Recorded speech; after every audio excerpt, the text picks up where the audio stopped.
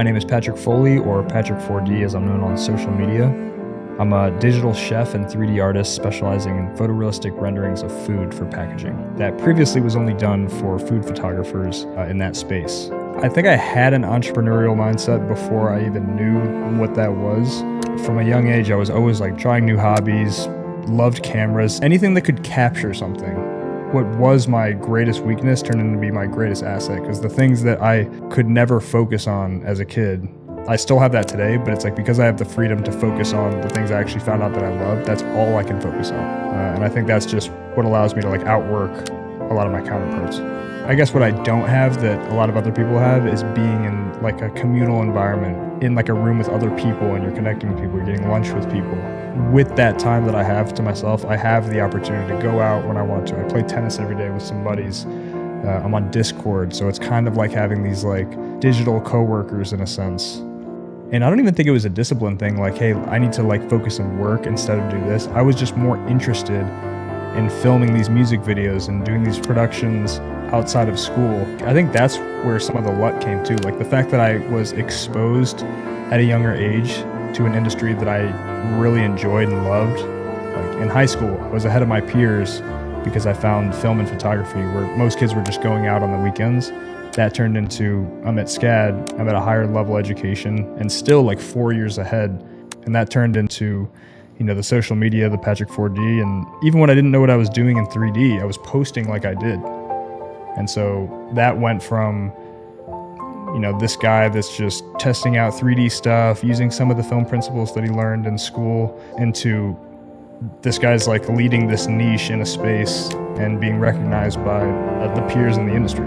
You cannot go wrong with putting your work out there, especially in the format that I do where I'm posting so often. And I've come up with ways to where I don't have to reinvent the wheel. I'm able to post content very regularly. It sharpens my skills. When you think of job security, you think of a 9-to-5. But in these times specifically, being freelance is honestly even more secure than having a 9-to-5, because if you're putting all your eggs in one basket, most people are trying to outreach to a client and cold call a client, versus kind of the way I do it. I'm making content, I'm making artworks all the time, and I'm pushing it to the world. When you hone in on a specific niche like I have, it's much easier to pick you out from a crowd versus being a generalist who works or says he works on every single thing.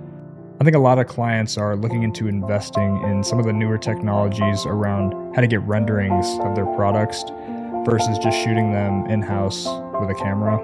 In a client setting, there's nothing sounder to the ears than having full control over the image. Along with having quicker turnaround times, lower costs, because there's just less people working on the productions. Some of the best collaborations happen when you're mixing CG elements with natively shot production photos. The Capello's brand, where I was doing the pizza renderings, we actually combined those with photos of some of the flavor cues and the other assets that were kind of exploding in the air to create a really dynamic photorealistic composite. I couldn't even find any learning content on making food in ZBrush. And I think that's when the light bulb really went off for me. When I started making content and started streaming for ZBrush, I'm nobody's really making content surrounding food in this program. When you think of ZBrush, you think of game assets, you think of weapons, characters. I chose to use it in a way that wasn't really traditionally used. You begin to realize that this program is not to make one specific thing or 2 or 3 specific things. It's to make anything you want to bring to life. There are so many things that were maybe designed with the intention of being used for cloth dynamics. The words in the name. And when I hear cloth dynamics, I think of creating chips. I think of creating table mats. I think of creating different food elements. I probably only know about 10% of ZBrush, if that. And I probably use 5%. And I think that's really important. You can be a figurehead in an industry, but only really use what you need to use.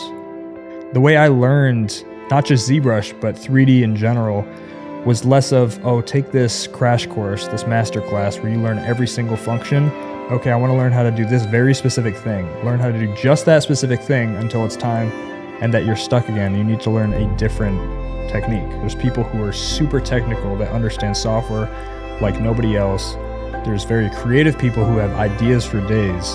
And I think the perfect middle ground is that in-between point where you have, a vision, you have an idea, but you also have the technical knowledge to take that down.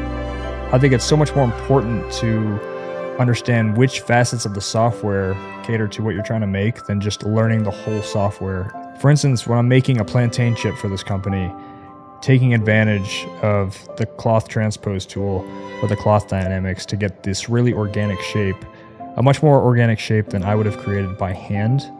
Or for Pop-Tarts, creating these little bite-sized pieces, taking advantage of things like the surface noise to create really rigid boundaries of the shape. Using nanomesh to scatter objects all over a surface and then kind of bump them out as a flattened mesh so that I can texture these as one. And I think using these tools to your advantage helps solidify and sell the idea that these are edible foods. I think the takeaway from this is truly the fact that I was a film student that had nothing to do with this industry, but with the help of content accessible to everyone, was able to forge a path to a self-made career. It's funny, I joke around to my friends and colleagues that the renders I'm making in the comfort of my home are ending up on packaging and mass-produced to be seen in stores globally. You know, for a character artist, their highest achievement may be seeing their model in a video game or a movie. For an artist that works on VJ loops, their peak is seeing their work at a festival. And for someone like me, it's literally walking into any grocery store and seeing my work on packaging. And I think that's what it really comes down to, is that if I could do it with nothing other than ZBrush, Cinema 4D, and time dedicated to this craft, so can you.